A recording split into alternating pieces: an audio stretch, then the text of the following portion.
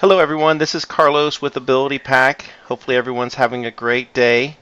I am very pleased today to be joined with Abigail Dar.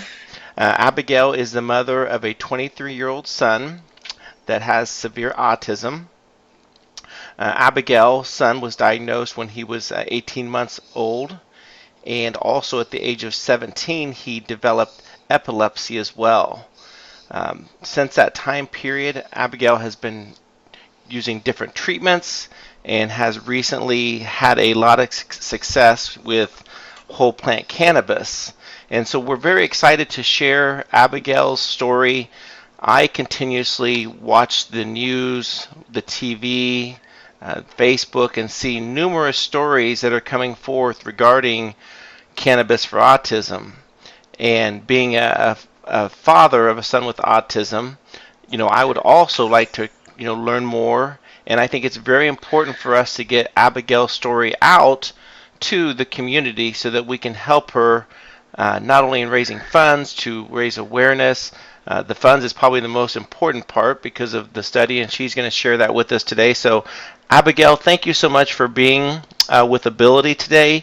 And could you please share a little bit more about yourself with our listeners, please? Well, I'm a mother of three boys. Yuval is my oldest. He's 23 years old. Like you said, he was diagnosed with severe autism when he was 20 months old. We are a very strong, resilient family. And once you get a diagnosis like this, you put all you can and do everything you can to help your child. And Yuval is 23. I don't think there's any therapy, medication, whatever we didn't do. Yuval was homeschooled till he was 10 years old. I'm Israeli. We even came to America for special treatments, all kinds of them, biomedical therapies with the Sunrise program. I don't know if you know, but we are we literally did everything we could to help him. Yuval is still nonverbal, and he lives at home still. And I'm activist in many areas in Israel in related to legislation and promoting the rights of autistic people. So we set up a new day center, very unique one for him and for his friends. So I'm activist in many areas of autism. I always say he's my employer. He's adorable, but he pays nothing. I'm joking. He's a very harsh employer. Yeah, but he's worth it. Absolutely, absolutely. Yeah, yeah. Ask me the question and I'll be Sure, glad to no, answer. absolutely, absolutely. Well, thank you for being such a strong advocate, for our community. And I too have ventured down that path as far as treatment, and I know that the countless hours that are poured in, the time and the frustration, the little things that we do celebrate as parents with kids with special needs. So, Yeah. Abigail, could you please share with our listeners how you became interested in using cannabis to help your son? Well, Yuval was treated with antipsychotics medications since he was 12 because we couldn't handle anymore the anxiety, the restlessness, the nights without sleep, or whatever. And around the age of 17, he also developed seizures, epilepsy. And with the seizures came along also very big issues of behavior, which is a very nice way to say my son was self-injuring himself or outbursting on me or the caregivers or whatever. And when you have autistic child, severe autism, and he gets to an age like 15 or 16, you understand he's going to be autistic, but you want a quality of life for him. You just want him to be happy and have good life. And Yuval wasn't happy, and we were going with the medication, putting one. We saw that it's a trial and error. The psychiatrist and neurologist doesn't really know exactly, so they go on trial and error.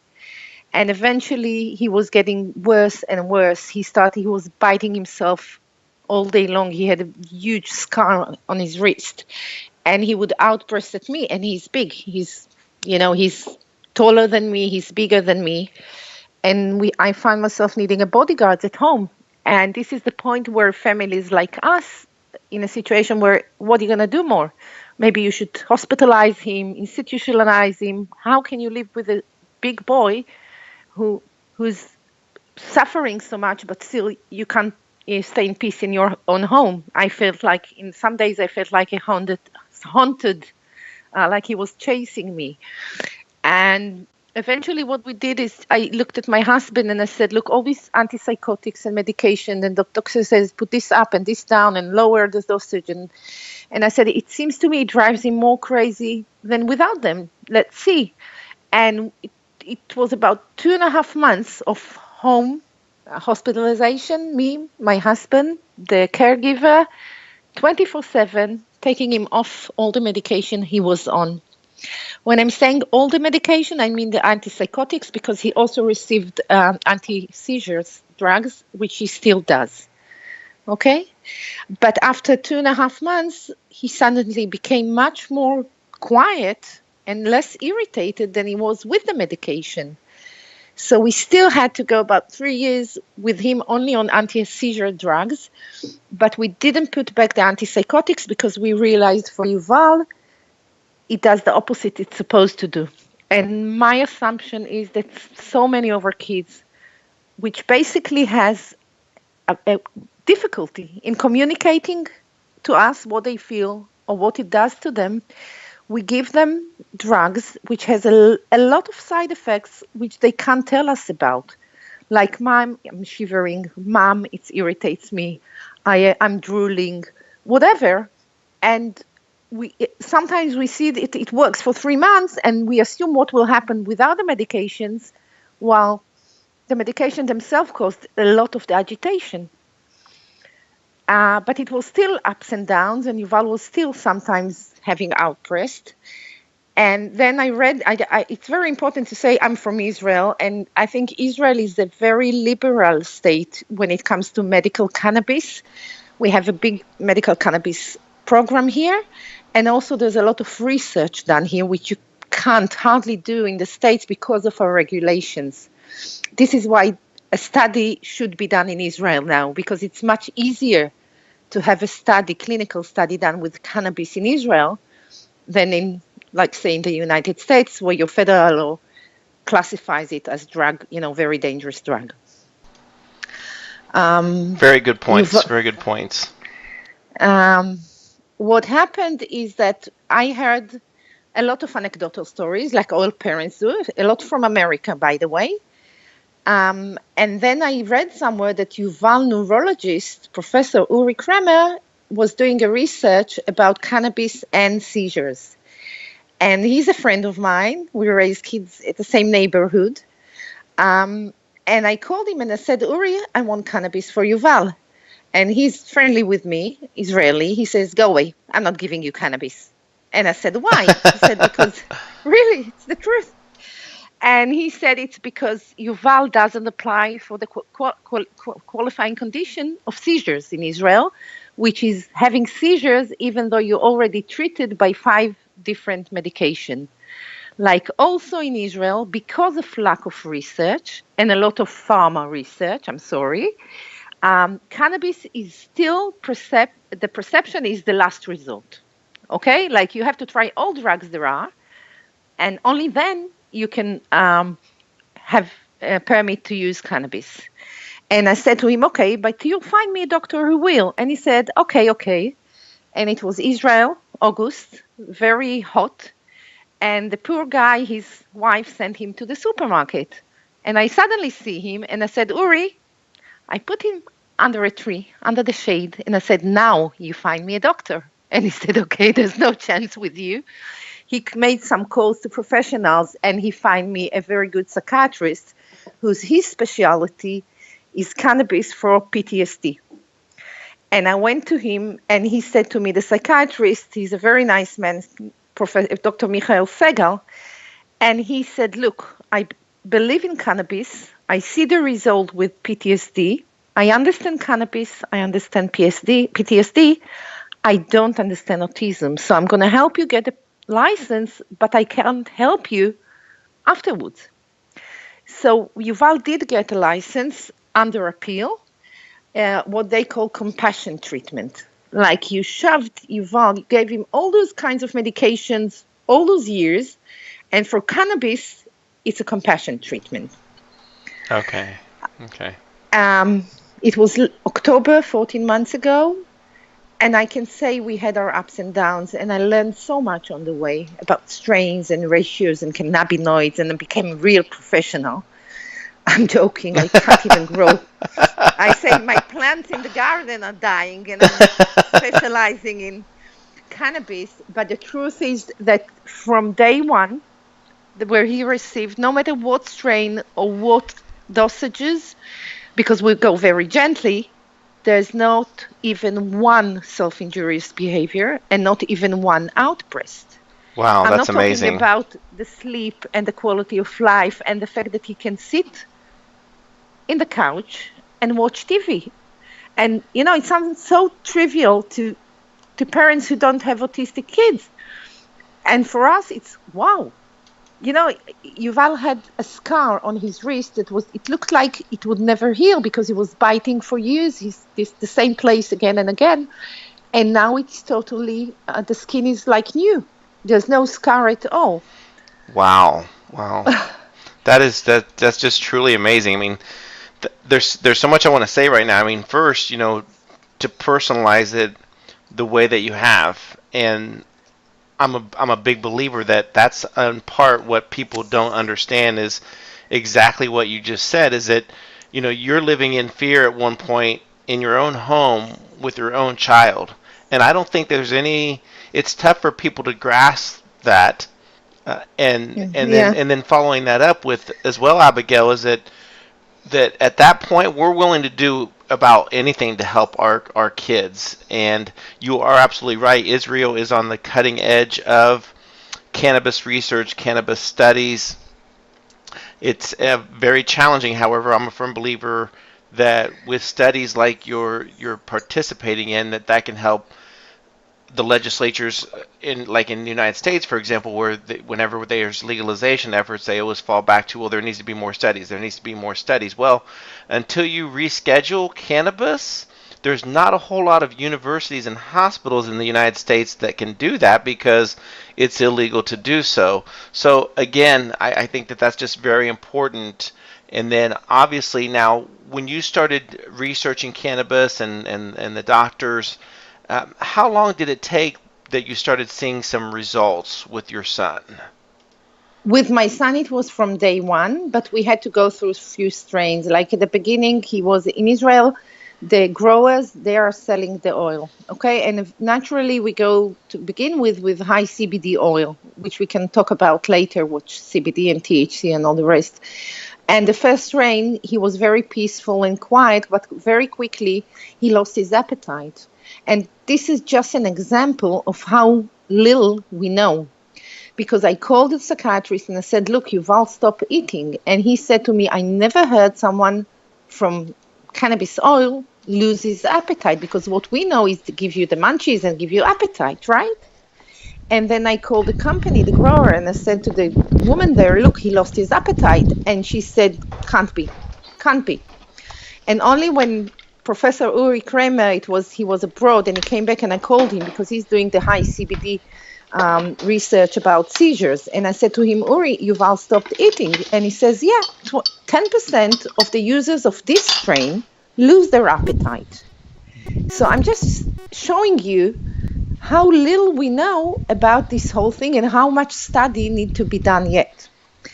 And I'll tell you later why I think it's a whole plant. It must be a whole plant for now.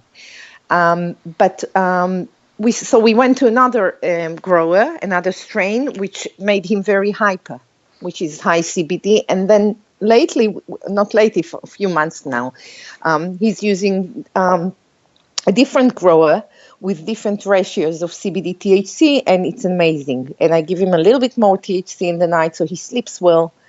and he's really, really in a good shape for quite a long period now, for 6 months or so. But what I'm trying to say is also with cannabis, it's a trial and error because there's so much we don't know. But what I say is we first need to have kids like my son have access to it. And the way to have access is to have this piece of paper, this study, saying cannabis help autism. I just read that Minnesota medical plan just put in PTSD. You know why they put PTSD and not autism? Because there's plenty of studies about PTSD and cannabis. There's no one single study about autism. Right. And right. I think the medical institutions and researchers, I know there's a lot of opinions, but basically if you give them the right paper, they will go through with it. We can have the next step in order to help our kids even before understanding everything, because nobody still understands everything about this plant. Oh, no, I agree wholeheartedly. Every time I hear that they state that there needs to be more study, and then you see all these results, and you hear the same convincing stories, time after time for the numerous things, and here they're more accepting of a drug medication that has tons of different side effects and harmful effects, but yet here's a natural plant that throughout history. But this is exactly the point, because whole plant, it's not patentable. You can't make FDA approved drug from whole plant. There's no revenues there, so there's no money for research. It's as simple as that. Right. No, nobody can patent a plant. It's impossible. Mm-hmm. Nope, I agree. Yep, that's a very valid point. So, have there been any type of, say, I know you mentioned that there for a while he lost his appetite, but have there been any other harmful effects at all using cannabis? Not at all. We have some. I'll tell you something. What happened is that as an activist, it's not enough for me that Yuval has access. As you noticed, it's important for me more kids will have the possibility, because there are some very devastating situations, very severe autism cases, which they give them drugs and they make it worse, and the family can't handle, and the kid is miserable. And since I've started, I went to the Ministry of Health, to the Israeli unit for cannabis, and I showed them videos of before and after. And what happened, I went with Dr. Adi Aran, who also has a research proposal about cannabis and behavioral issues in autism. And we went to the head of this unit, Miki Dor, and they said they had a committee, and they said cannabis will autism will become qualifying condition, but they are waiting for the study. But what happened since is Adi Aran started data gathering, so we got licenses for about 50 kids now using cannabis in Israel with severe autism. And also, whenever all the parents talk to me, and somehow, I became the advocate of the subject. So adults after 18 months, I send to Segal, to Yuval's doctor, and they get under compassion treatment. So I have a database of 65 kids and adults who receive now different strains, about 3 of them or 6, it depends on the ratios. And I'm just I prepared the questionnaire, which will go on a big project in the Technion. There's a big lab in the Israeli Technion of Professor Dadi Meiri, I think he's one of the leading researchers in the field of medical cannabis today.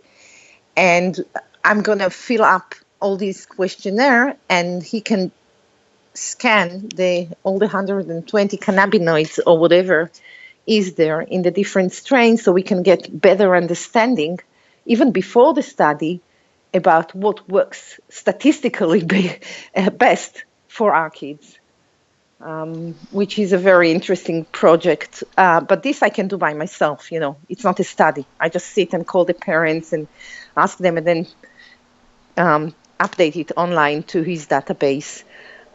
But I believe that once we finish this one, we'll have some clue of what is the direction of a whole plant strain we should go on the clinical study. Absolutely. Which leads me to my next question. So, the clinical study. So, how's that going to work? What organization or doctors are leading that particular study? Well, at the moment, there's Dr. Adi Aran's research proposal who received all regulatory approvals. But it seems that Dr. Aran, which I collaborate and work very openly with, he's going, because of his point of view as a doctor, I think, and as a scientist who wants to know exactly which molecules for how much milligram body of weight you gave, he's going to do high CBD and one group of clean 98% CBD, which I don't think is right. So I have other medical centers and researchers that I'm going to meet because I know there is a lot of interest, and we can maybe do another study with different strains and the way I think should be done. Excellent. So, how can our listeners learn more about this particular clinical study? This clinical study, after we gathered the 65, we have a meeting with a big medical center, and we want to understand better which strains we should give the different groups. So we probably have two groups of, if we get the money for whole strain, like one more high CBD and one more high THC, which is also an issue because there's a lot of reluctancy. People are very reluctant about the THC, which I don't, and I can explain why later. Okay. And then one placebo group, which is 120 participants. So if you take $2,000 per participant, we need to raise about $250,000 to get this study done. Okay. What I do know is that the fundraiser, which I set up, is the money is going into a nonprofit I'm involved in, and it wouldn't go to any study which is not Hopeland and doesn't put our kids in the center. Right. Okay, that's very important. And so, with the study, what is the website for our listeners to donate to help contribute for it's the the Generosity Hopeland study, clinical study for autism. It's a collaboration of me and Miko Hester Perez, which is a big advocate in California of cannabis for autism. I don't know if you heard about her, but she started treating her son back at 2009. And she's a big, she's a person who's very known for treating autism with cannabis. And Janie Madler, she's an advocate and a mother from Delaware. And the Generosity Hopeland for Cannabis, Hopeland Study for Cannabis is our place. Okay, excellent. And what I'll do for our listeners, I will post all the links in this particular video. And I know that there's some great organizations here in the United States that are also advocating for this study. My message is this: is that I really think that as far as some of the other organizations that are out there, the big nonprofit organizations, I really ask that for those in those communities that are listening, that you get behind this. Autism has become a billion-dollar industry, and it's time that they look at cannabis as a viable alternative to traditional medicine. And it why? certainly is. If I just can say something, please. I felt like with this crowdfunding, I can't seem to get the people ask themselves, they understand why they should donate to somebody who's sick or a poor family. It attached to your feelings. And then a clinical study, you say to yourself, why should I put money in a clinical study?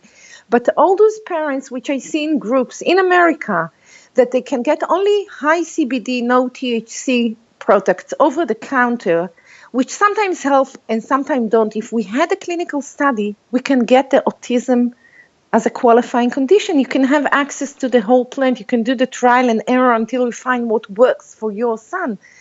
And so it's mainly for those kids, because we can't wait until we know everything about the plant. We are talking about kids who really can use it and have better quality of life. Absolutely. And for our listeners, just so that you know, and what Abigail is directly speaking about is that, yes, there has been, I believe there's 27 states in the U.S. that have legalized a certain portion of cannabis, but yet there's all types of, I'm going to call them strings attached, if you will, because they're very specific as far as the condition that you can treat for.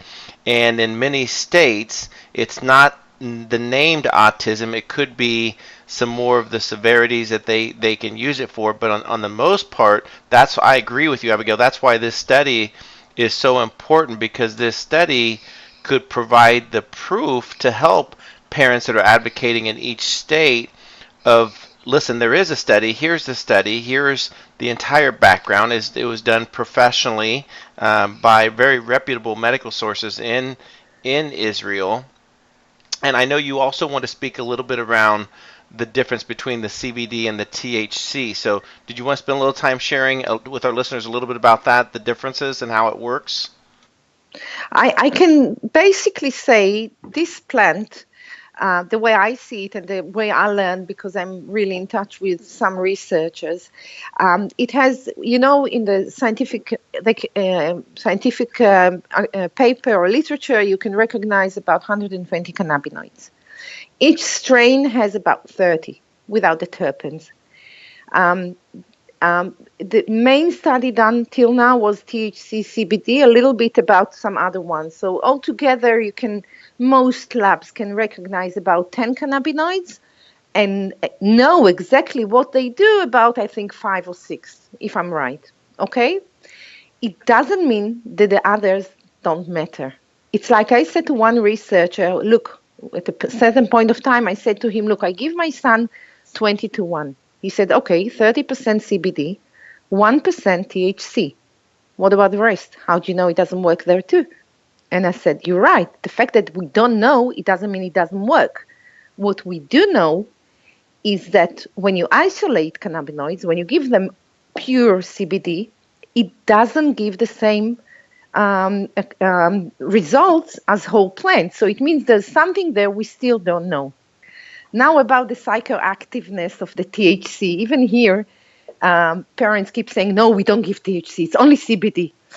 So first of all, we don't exactly know what happens in the digestion system. So many times you give CBD and it turns out to take THC in your digestion system. But excuse me, I'm not talking about giving cannabis to normal, happy kids. I'm talking about giving it to them, to people who otherwise get medications with terrible side effects.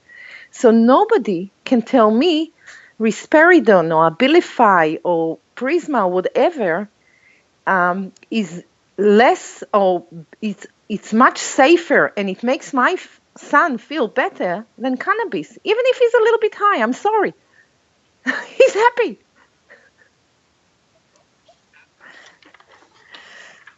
Not that we do that. We keep the dosages to make him calm, but not stoned. Okay? Exactly. No, I agree with you. I mean, if that's what it takes to help him, yeah, I definitely support that. I'm not talking about recreational. I'm not talking about being stoned all day. I'm talking about kids who by the way, the little ones, the younger ones, are a story of healing. So I'm not going there yet. Okay? So maybe one day we'll find that some strains have very good effect on some kids in the healing process.